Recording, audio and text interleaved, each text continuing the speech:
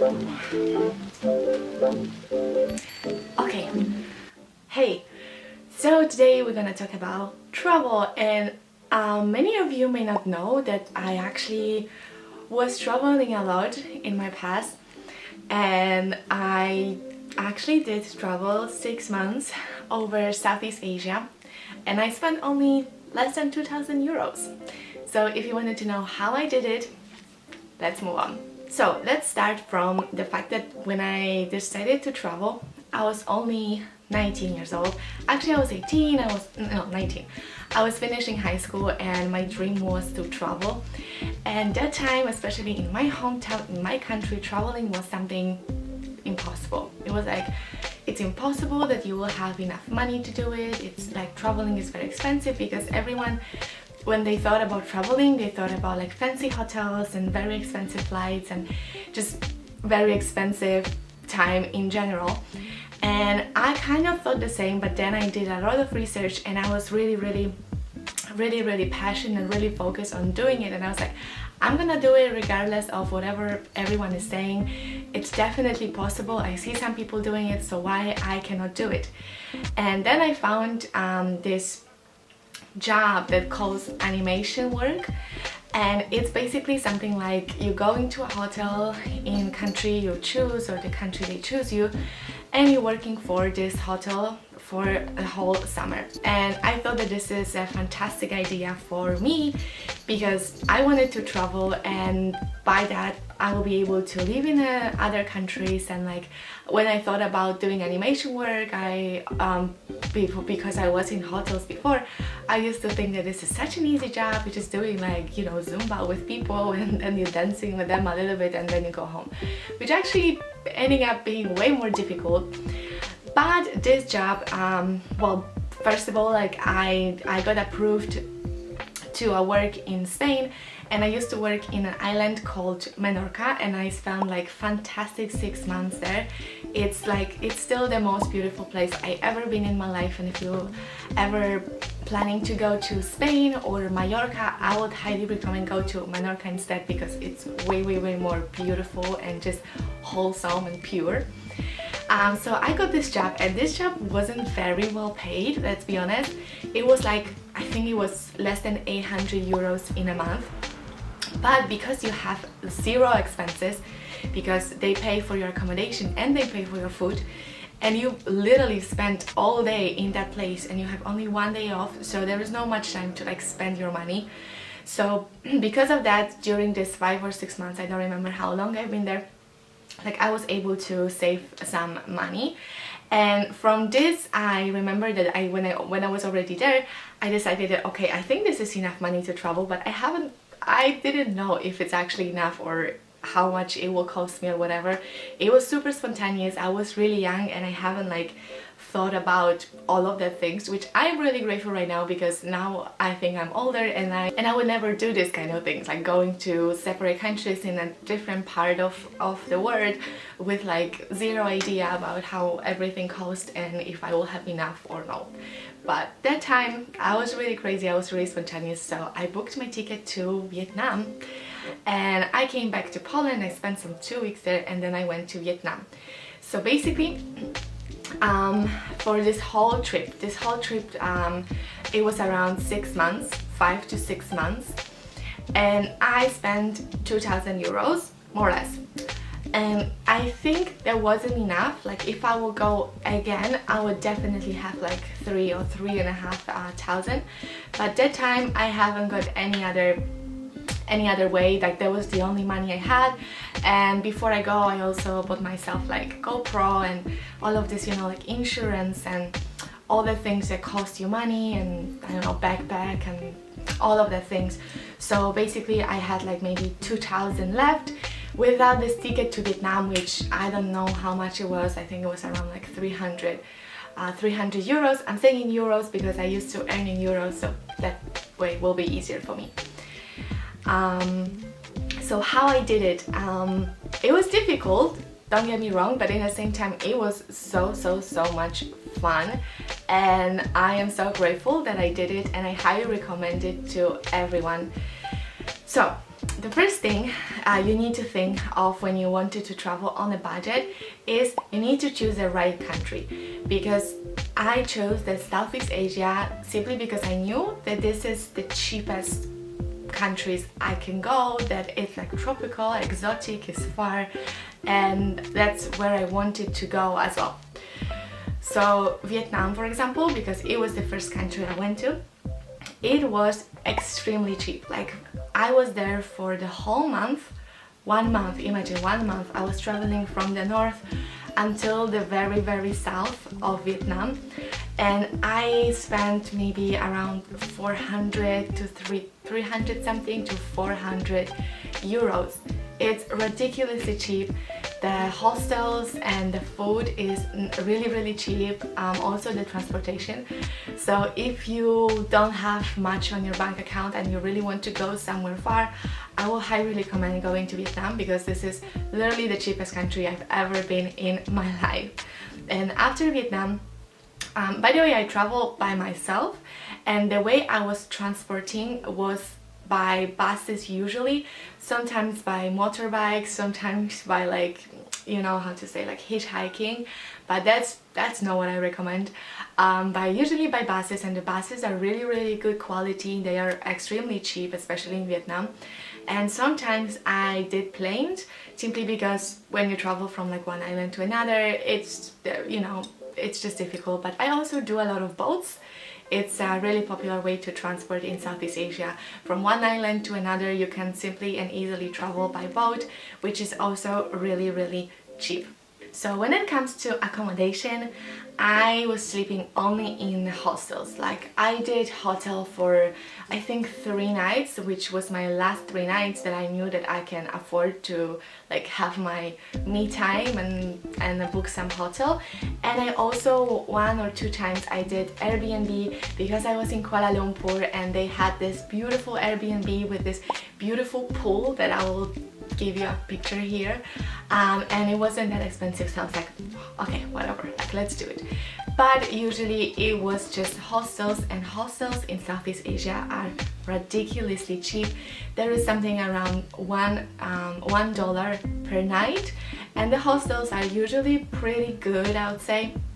And the best of all is the fact that you can meet so many people, and I met all of my friends that I did traveling for the next few weeks in a hostels.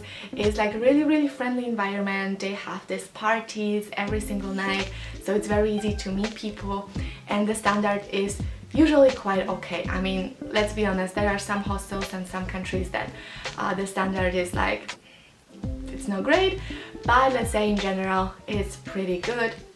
So that's what I did. I also, when I was on an island in Cambodia, I was sleeping in a small, like a teepee with my friends, but that wasn't that expensive as well, so that's what we did. Of course, when you're going to Southeast Asia, you need to prepare yourself that the toilet is a little different than here, and the shower and everything, but this is adventure, and this is what you know what you're supposed to expect, because it's fun and it's exploring another people's culture or whatever. So the next thing is budgeting, and honestly I haven't been like budgeting this trip very well.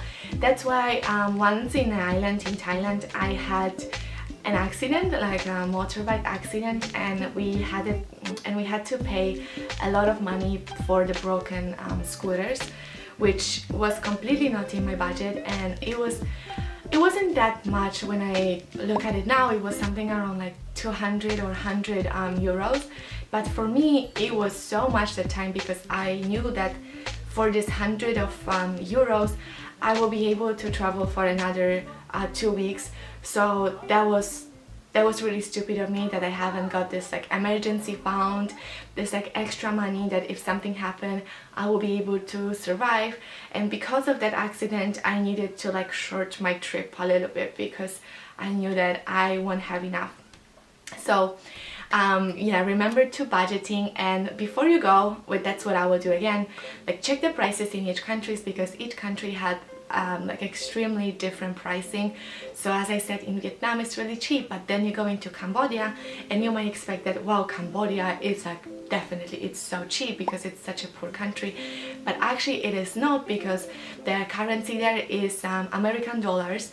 So for example, like everything costs at least $1, which obviously it's not a lot, but when you're there it's a lot. For example, to pay $1 or $2 per your food might be a little bit more expensive when, for example, in Vietnam you will pay like 20p or I don't know 50p for your rice and vegetables.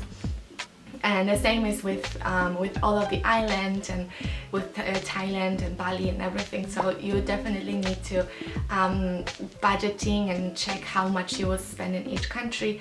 And obviously if you want to visit more countries, you can just divide it into like spending more time in a cheap country and then being just a shorter amount of time in a country that is more expensive. So then you will be able to travel for longer but spending like less, I would say. That's what I did.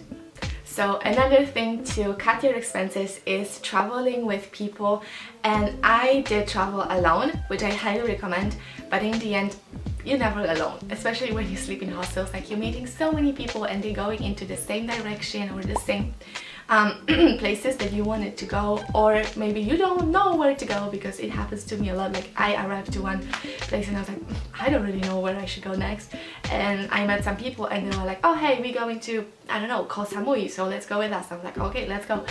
And by that you can also cut your expenses, because you can share your food and you can share your accommodation, and you can, for example, that's what I did many times, that instead of renting a hostel, you can rent your own like little house, TP, or just Airbnb, which the standard will be so much better, the experience will be so much better, especially when it's an island. You can have your own pool or whatever, but in the end you will spend the same amount of money. And also there is just an amazing way to communicate with people, and I met so many amazing friends. And even now when I'm living in London, one of my friends that I used to travel with, she's living here as well, and now we're hanging out and we became like really close friends.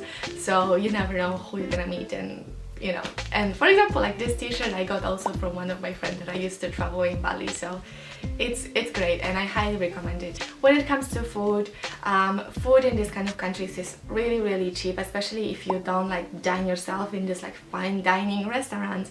If you're just going on the street and eating there, I mean street, like this shacks, you know, like this little like food shops, which actually, even though the restaurant might be a little bit more fancy, I would say that the street food is way better. It's like fresh and it's just a typical food from that particular country. So this is, I think, why you're traveling. You travel to explore and to learn about other people's culture, and you don't want to go to like Italian restaurant and eat spaghetti. That would happen to me once. Like I met some girls and I ended up traveling with them for a few days, and they were like really poshy and they wanted to eat pizza and spaghetti, which was like triple of the price that I would pay for my pad thai.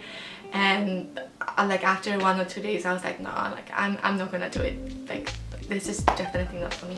And when it comes to activities, some of the activities are expensive, let's be honest. Like if you wanted to do some typical touristic thingy, they might be expensive, but there is so many things you can do for free. You can climb the mountain for free, national parking for free.